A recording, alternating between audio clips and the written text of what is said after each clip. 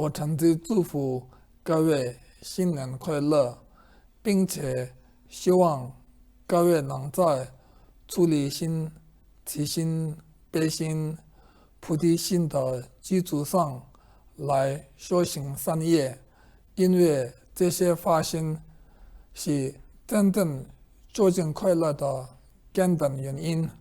所以我衷心希望各位每天最少都能花几分钟来修持这些发心，这些修持一定能为各位带来富足和安乐，这样就是真正的新年快乐。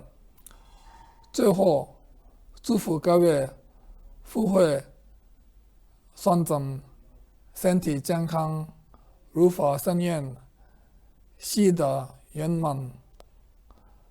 希望上师和三宝的加持时时刻刻和各位同在。